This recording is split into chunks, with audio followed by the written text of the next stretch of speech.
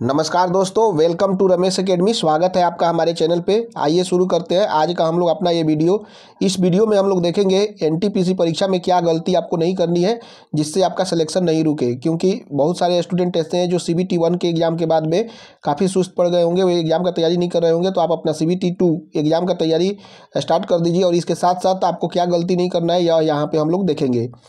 Typing test और psycho test के बारे में देखेंगे, क्योंकि CBT 2 के बाद में टाइपिंग टेस्ट और साइको टेस्ट भी देना होगा। कहाँ पे साइको टेस्ट देना होगा, कहाँ पे टाइपिंग टेस्ट देना होगा और किन किन स्टूडेंट के लिए टाइपिंग टेस्ट और साइको टेस्ट जरूरी है, यह हम लोग देखेंगे। टाइपिंग टेस्ट और साइको टेस्ट किस टाइप के होंगे इसके बारे में भी जानकारी हम लोग लेंगे, क्योंकि यह सिलेक्शन का एक बहुत ही इम्पोर्टेंट फेज होता है। CBT 2 के बाद में होता है टाइपिंग टेस्ट और साइको टेस्ट। इसके बारे में हम लोग देखेंगे, इसे कैसे मतलब प्रिपरेशन करना है, कैसे तैयार करना है। फिर टाइपिंग टेस्ट जो है वह हिंदी में देना है या इंग्लिश में देना है, कैसे क्या देना है यह हम लोग देखेंगे। तो आइए देखते हैं, शुरू करते हैं आज का वीडियो।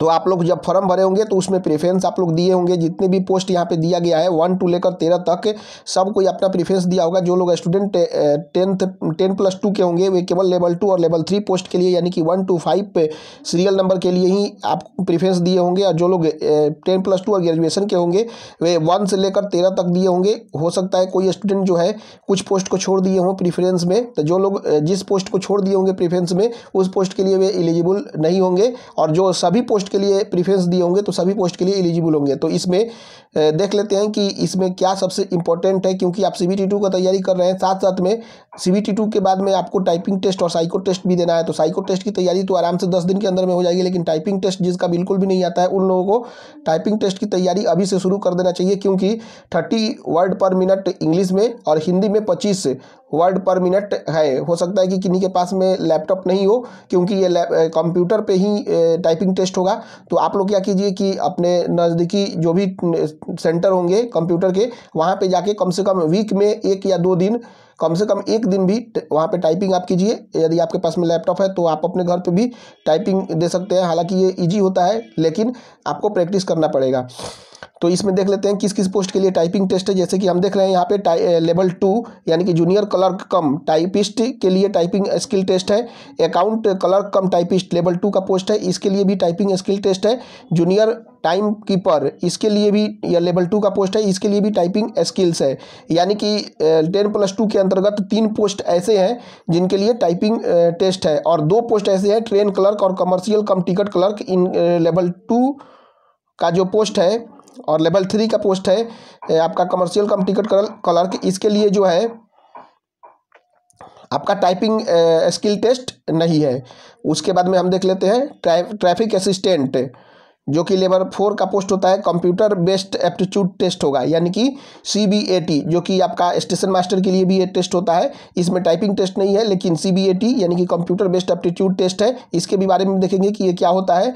उसके बाद में गुड्स गार्ड्स लेवल 5 का पोस्ट है, इसके लिए बिल्कुल भी आपका कोई भी टाइपिंग टेस्ट या CBAT टेस्ट नहीं है। सीनियर कमर्शियल कम टिकट क्लर्क के लिए भी कोई भी टेस्ट नहीं है। सीनियर क्लर्क कम टाइपिस्ट लेवल 5 का पोस्ट है, इसके लिए टाइपिंग स्किल टेस्ट है। Junior account assistant cum typist, इसके लिए भी आपका टाइपिंग स्किल टेस्ट है। सीनियर टाइम कीपर लेवल 5 का पोस्ट है, इसके लिए भी टाइपिंग स्किल टेस्ट है। कमर्शियल अप्रेंटिस जो कि लेवल 6 का पोस्ट है, इसके लिए भी आपका टाइपिंग स्किल टेस्ट और आपका CBAT टेस्ट नहीं है। उसके बाद में लेवल 6 का पोस्ट है या 6 का पोस्ट है, तो जो है computer based aptitude test station master के लिए निश्चित रूप से लेना होगा। यानी कि हम देखते हैं यहाँ पे लेवल 2 में आपका 3 पोस्ट के लिए टाइपिंग टेस्ट है।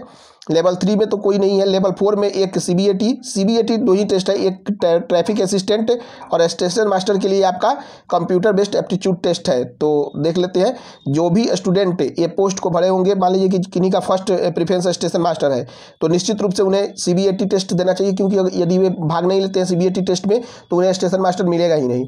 तो अभी से, क्योंकि यहाँ पे 1 2 3 4 5 6 7 8 पोस्ट के लिए आपका जो है टेस्ट है, मतलब CBT 2 के बाद में 13 में से 8 पोस्ट के लिए आपका टेस्ट है, जिसमें से 6 पोस्ट के लिए टाइपिंग स्किल टेस्ट है। तो समझ लीजिए कितना इंपॉर्टेंट है टाइपिंग, क्योंकि आपको टाइपिंग के बिना आपका इसमें रिजल्ट ही नहीं हो पाएगा। और 2 टेस्ट के लिए CBAT टेस्ट है, तो ये तो काफ़ी ईजी होता है, इसके बारे में देखेंगे हम लोग। जैसा कि हम लोग देखते हैं कि रेलवे के एडवर्टाइज नंबर आपका कॉलम पॉइंट नंबर 13.3 में आप देखेंगे रेलवे के एडवर्टीजमेंट जब निकला था उस समय तो स्पष्ट रूप से सीबीएटी के बारे में लिखा था, कंप्यूटर बेस्ड एप्टीट्यूड टेस्ट के बारे में, only for candidates who have opted for traffic assistant and station master, यानी कि जो भी स्टूडेंट ट्रैफिक असिस्टेंट और स्टेशन मास्टर को चूज करना चाहते हैं उनके लिए ही ये सीबीएटी का टेस्ट होगा, जो कि क्वालिफाइंग मार्क्स तो होगा ही। The candidates need to secure a minimum T score of 45 marks in each of the test batteries to qualify, यानी कि इसमें 5 मतलब टी स्कोर टेस्ट होता है, हर एक टेस्ट में आपको 42 मार्क्स हर एक सेक्शन में आपको लाना पड़ेगा। This is applicable to all candidates irrespective of community और categories such that irrespective of SC, ST, OBC, NCL, EWS, PWD, ex-serviceman and no relaxation in the minimum T scores is permissible। Means सारे category के student को 42 marks इस qualifying marks में आपको लाना ही पड़ेगा। Candidates equal to 8 times the number of vacancies to of station masters और traffic assistants for each of the communities such that you are OBC, NCL, SC, ST and EWS including ex-servicemen shall be shortlisted for CBT based on their performance in CBT second stage from among the candidates who have opted for the post of SM and TA। Means जितने भी student senior station master और traffic assistant के लिए applicable होंगे, second CBT 2 में जो पास होंगे उसका 8 टाइम स्टूडेंट को यहाँ पे इस साइको टेस्ट के लिए आपको चूज किया जाएगा।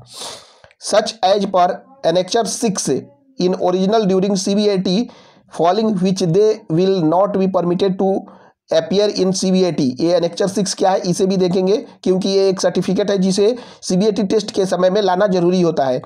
Candidates will have to qualify in each of the test batteries of CBAT for considering them for the post of SM and TA। मतलब हर एक सेक्शन में, यानी कि 5 सेक्शन उसका होता है, सारे सेक्शन में आपको मिनिमम क्वालिफाइंग मार्क्स जो 42 है वो आपको लाना ही पड़ेगा। The CBAT shall also questions and answer options only in English and Hindi.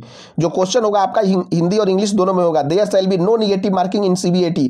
कोई भी निगेटिव मार्किंग CBAT में नहीं होगा। The SM and TA merit list will be drawn only from amongst the candidates qualifying in the CBAT with 70% weightage for the marks obtained in the second stage CBT and 30% weightage for the marks obtained in CBAT। Means यह बोल रहा है कि इसका जो final marks बनेगा, final जो result बनेगा 70% मार्क्स जो है CBT 2 में लाने होंगे और 30% मार्क्स जो आप CBAT यानी कि साइको टेस्ट में लाएंगे, दोनों को ऐड करके आपका रिजल्ट बनेगा। Candidates are advise to visit website of RDSO, यानी कि RDSO को वेबसाइट में आपको जाने के लिए बोल रहा है। डायरेक्शन यहाँ पे बताया है कैसे जाना है, तो इसमें ये बताएगा कि वहाँ पे टेस्ट आपको कैसे देना है। तो चलिए हम लोग देख लेते हैं RDSO के वेबसाइट पे डायरेक्ट जाकर कि क्या बताना चाह रहा है। तो यहाँ पे हम लोग RDSO का ये वेबसाइट है आपका, research design and standards organisations, इसके वेबसाइट पे हम लोग आ रहे हैं। जैसे कि यहाँ पे वेबसाइट पे स्पष्ट रूप से दिखा हुआ है candidates for which aptitude test are prescribed, मतलब कि जिन स्टूडेंट का एप्टीट्यूड टेस्ट होने वाला है कैसे क्या होगा। For direct recruitment the aptitude test are applicable for the following 3 categories, मैंने 3 कैटेगरी में होगा। एक असिस्टेंट मास्टर के लिए होगा, असिस्टेंट स्टेशन मास्टर के लिए, असिस्टेंट लोको पायलट के लिए। तो इसमें देख लेते हैं कि इसमें कैसे होगा। आपको जो है स्पष्ट रूप से यहाँ पे लिखा हुआ है कि आपको एक OMR शीट दिया होगा और क्वेश्चन आंसर होगा, उसी के फॉर्मेट में आपको OMR शीट पे लिख के आपको देना है। तो नेक्स्ट कर देते हैं। नेक्स्ट में क्या दिया हुआ है, सॉरी यहाँ पे तो नेट ही ऑन नहीं है, नेट ऑन करते हैं 1 मिनट। तो आपको जो है इस तरह से असिस्टेंट स्टेशन मास्टर और ट्रैफिक असिस्टेंट के लिए जो है साइको टेस्ट आपको देना होगा। 1 मिनट नेट आने दीजिए।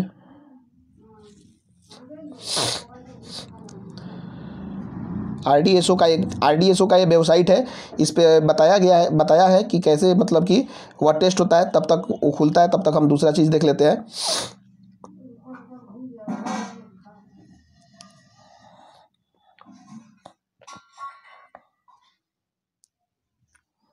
एक मिनट आ रहा है, उसके बाद में हम लोग देखेंगे। हाँ ओपन हो गया। हाँ तो आइए देख लेते हैं।